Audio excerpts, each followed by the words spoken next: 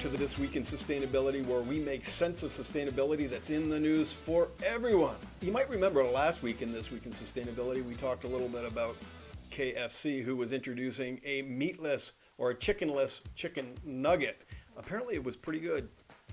Finger looking good. Not to be outdone or left behind, this week Starbucks decided to roll out, or at least announce, it was going to roll out its own plant-based meat sandwich as part of its migration towards a more environmentally friendly menu. Migrating?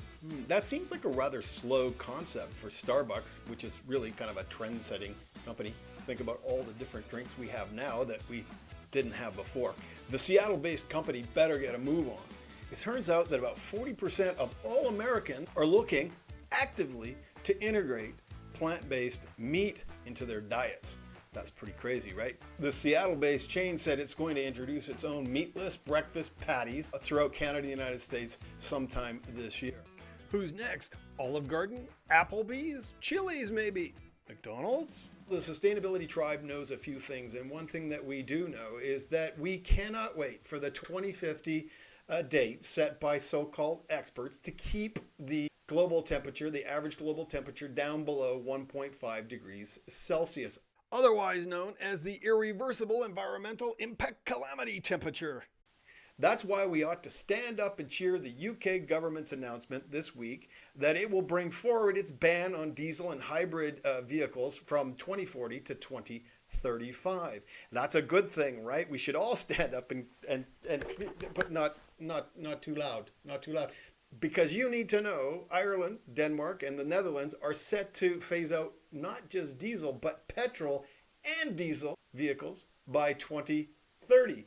And going one step further, Norway is going to do all that by 2025. That's less than 5 years from now. It seems British Prime Minister Boris Johnson is feeling a little climate crisis heat these days. In fact, he's getting serious. He said, "Oh, 2020 must be the year we turn the tide on global warming." Oh, my British accent always sounds better in the bar. But anyways, it's hard to trust Boris, but maybe we should just a little bit this time, because this sounds serious. Yet, as Mike Childs, a representative from Friends of the Earth, great organization, said, even with this new target date of 2035, the UK is still in the slow lane. Well, it's the classic test. 2 glasses of water on the table, and behind each, an expert. White smock and all that. One is full of plain water.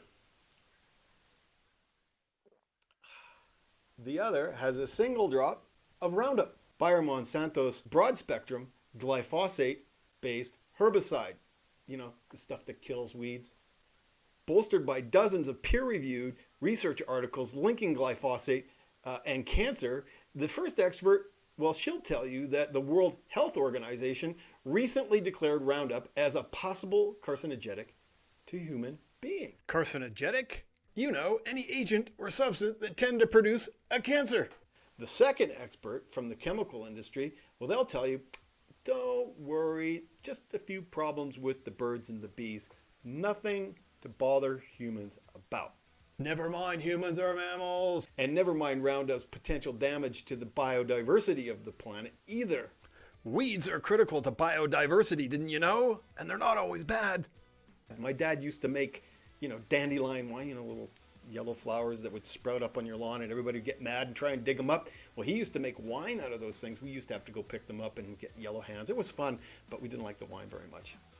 Lorianne Bird, quite an apropos name for somebody who works at the Center for Biological Diversity, she recently said the Trump Environmental Protection Agency assertion that glyphosates pose no risk to human health disregards independent science in favor of confidential industry research. Confidential, that means we can't see it. And industry profits. She says, this is a Trump administration alliance with Bayer-Monsanto. Nothing more, nothing less. Now, I can tell you, I sprayed this Roundup stuff in my youth on the corn crops. I used to work on a dairy farm on Vancouver Island in Canada. And I can tell you, it's a complex, stewy, awful smell. Chemically, it stays with you. It's got this vivid reminder in your nasal passage for months and months after you sprayed it. Even to this day, I can remember the smell of Roundup. And that's like 30, 40, 40 years ago. Yeah, and I don't know what's in it. I didn't know what was in it at the time, but I can tell you this, I knew it couldn't have been good. So why take the risk? Agroecological solutions are so much better. Better for human health, better for the habitats and the ecologies that we need to thrive in. And so are backyard and front yard gardens. Forget about having a nice lawn, plant a garden. And both of these options lead to less subservience to big chem and big ag vested interests. So what can you do? BlackRock is invested in Bayer-Monsanto. Maybe your own investment advisor has you invested in Bayer-Monsanto. Check it out, and if you are, write a letter. Tell them you don't want any carcinogenic stuff in your portfolio. Home Depot and Lowe's, they also sell this stuff. Now, it may not be reasonable to boycott these two companies, but you can do what I like to do when I go into a store and I see something that I don't like on the shelves. When I get to the cash register, I say very politely, hey, do you know you're selling Roundup? That causes cancer. And say it just loud enough so like 8 or 9 people around you can hear what you're saying. That might give them incentive not to buy this stuff. You could also remind them that both Home Depot and Lowe's have several lawsuits pending against them for selling the nasty stuff. Also, you can check out the Climate Victory Garden at the link below. That's Green America. It's a great organization. We love them.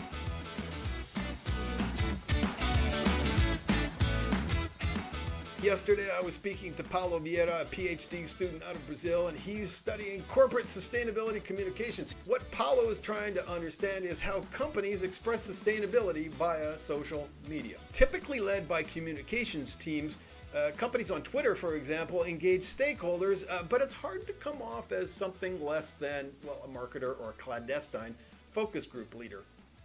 And of course, there is the terrifying potential for negative and massive backlash from any number of sustainability tweets if a company misrepresents, even in the tiniest ways.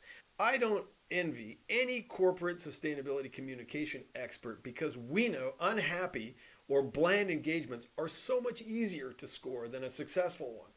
On LinkedIn, by contrast, there's a bit more professional to professional dialogue. This makes individuals a little bit more cautious because, after all, it is their reputation on the line, not just the company's. We also talked about who's who in sustainability press, and we both agreed that The Guardian leads the sustainability mass media market by a long shot, but others are jumping in all the time.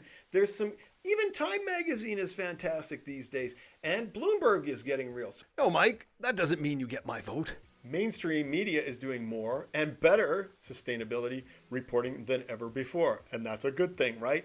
More applause.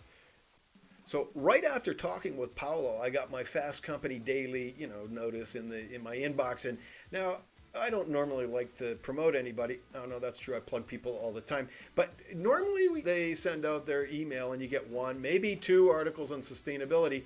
But today, well, that was 2 days ago now, there was not 1, not 2, but 3 great sustainability articles in the same issue. How fantastic is that? Something on the North Face and clothes that last forever, sugar substitute using waste foods, apples and pears and this kind of stuff, and a Danish energy company that's going to be all renewables by 2025. So a great big sustainability shout out to you, Fast Company, and to all the other media outlets now taking sustainability much more seriously than ever before. Now, in some more positive news this week, the mammoth $7 trillion asset manager BlackRock questioned Siemens. Can you imagine this? Questioned Siemens at their annual general meeting about the German company's contract to help develop the enormous Carmichael coal project down under in Australia. Greenpeace calls it a greenwashing move by BlackRock CEO Larry Fink, particularly seeing how much coal and fossil fuel remains in the U.S. investors' portfolio. Others, and I might be one of them, see it as a baby step by BlackRock towards meeting the terms of Larry Fink's January letter to the world proclaiming stakeholder environmental virtue must come first. I'll let you decide, cynic or optimist. You know where I stand. But I will say this in the context of the long, slow, incremental evolution of companies and investors towards greater sustainability and the still fairly clubby big corporate world, This is a notable intervention. So what's the big deal? Well, I asked my friend Alice Korngold of Korngold Consulting to tell us a little bit more about why it is such a big deal that BlackRock is actually talking with Siemens. Hi, Mark. Thank you for having me on your program. What BlackRock says and does is important. With $6 trillion in assets under management, BlackRock is the largest asset management fund and one of the most powerful in the world. It matters because we must move in the right direction for Paris goals in order to avert the greatest harm in the near future from climate change. It's not just about what's good for humanity.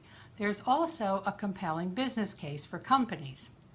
Physical risks associated with climate change already cause negative financial impacts. BlackRock's own research suggests climate change poses a growing threat to valuations and the creditworthiness of many state and local governments, real estate companies, and the electric utility sector. And as economies transition to cleaner energy sources, fossil fuel companies are dragging down investment returns. These losses are not good for BlackRock, its clients, and its own investors. It's time for BlackRock and other asset managers to increase their ambition on climate action. Larry Fink's annual letter, always an influential signal in the asset management world, is a good place to start. Larry Fink's letter says that climate change has become a defining factor in companies' long-term prospects. He also says that climate risk is investment risk. He calls for board directors to be held accountable, and he calls for transparency and disclosure. He's saying the right things. Let's see what happens. What should we be looking for then for BlackRock to do to advance its sustainability impact? What we need to look for is for BlackRock and other investors to put demands in 3 ways: on corporate boards to extend their advisory and oversight functions to climate-related risks and opportunities. 2, to put demands on companies to disclose climate-related risks and opportunities. In fact, the TCFD, the Task Force for Climate-Related Financial Disclosures, provides a framework for that. And 3, to put demands on companies to set science-based emission reduction targets.